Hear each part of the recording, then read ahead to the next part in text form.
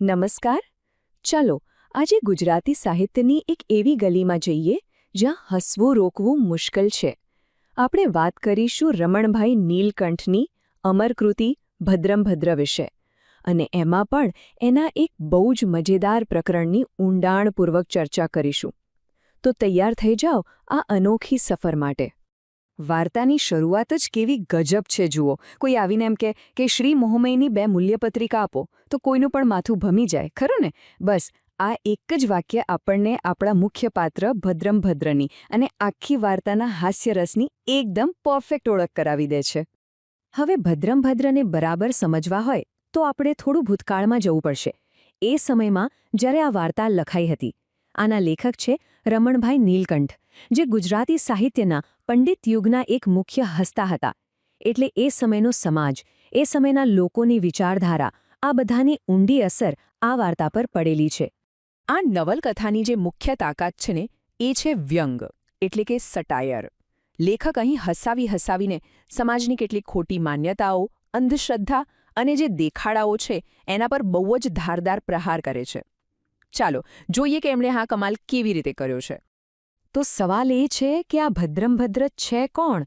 જુઓ, એક એવા રૂઢિચુસ્ત પંડિત છે જો માને છે કે જૂનું એટલું સોનું.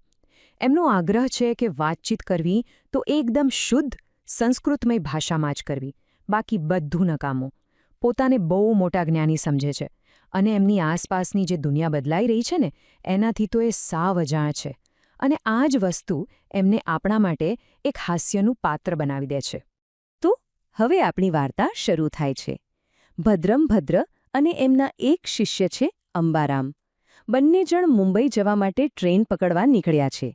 હવે આપણા માટે તો આ એક સામાન્ય મુસાફરી કહેવાય, પણ ભદ્રંભદ્રના મગજમાં તો આ કોઈ મહાન વિજય યાત્રાથી ઓછું નથી. અને એમના મનમાં જે ઉત્સાહ છે એ કેવો છે ખબર છે? જાણે કે પોતે કોઈ નાના મોટા નહીં, પણ રાવણને હરાવવા નીકળેલા શ્રીરામ હોય, અથવા તો કંસનો વધ કરવા જતા શ્રીકૃષ્ણ હોય, કે પછી કીચકને મારવા જતા ભીમસેન. મતલબ એક સામાન્ય ટ્રેનની મુસાફરી માટે આવી ભવ્ય સરખામણીઓ. બસ અહીંયા જ લેખકની કલમનો જાદુ દેખાય છે. આટલી મોટી સરખામણી કરીને એ તરત જ આપણને બતાવી દે છે કે ભદ્રંભદ્ર વાસ્તવિક દુનિયાથી કેટલા દૂર છે અને લેખક કઈ રીતે એમની મજાક ઉડાવવા માંગે છે એ પણ.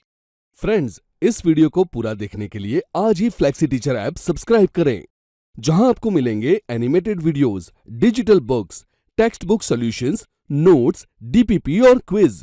और हाँ, flexi teacher app mobile, TV और कंप्यूटर पर अवेलेबल है. और अगर आपके पास इंटरनेट नहीं है तो तुरंत ऑफलाइन सेट टॉप बॉक्स के लिए संपर्क करें. Flexi teacher, the one you needed.